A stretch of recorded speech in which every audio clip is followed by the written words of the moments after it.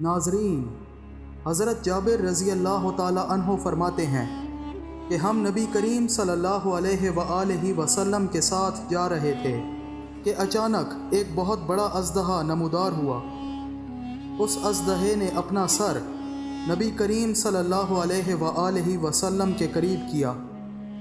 آپ صلی اللہ علیہ وآلہ وسلم اپنا چہرہ مبارک اس کے کان کے پاس لے گئے اور کچھ سرگوشی فرمائی۔